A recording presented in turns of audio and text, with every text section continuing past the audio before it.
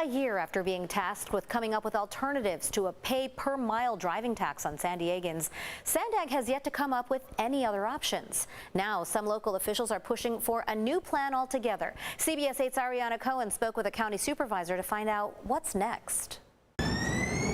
In December last year, SANDAG approved a $165 billion transportation plan. The goal over the next 30 years is to have no-cost public transit and a 200-mile regional rail network. In order to pay for this project, SANDAG included a 4 cents per mile road usage tax and 2 half-cent regional taxes for this year and 2028. This will also include electric vehicles. San Diego County District 5 Supervisor Jim Desmond does not support the inclusion of the road usage tax. I'm against this mileage tax because it's really taxing people out of their cars. That's the main intent. Supervisor Desmond complained to the California Air Resources Board, or CARB. But CARB responded that the per-mile tax must stay in order to be compliant with state law. SANDAG must now either include the per-mile tax or come up with a new plan. If the mileage tax is removed from the plan, SANDAG may not be able to meet their greenhouse gas emissions reduction goals. Supervisor Desmond says SANDAG should focus on technology.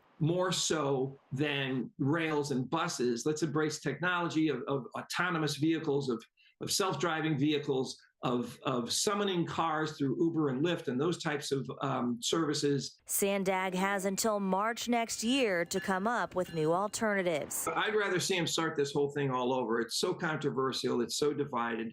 It doesn't really serve the region.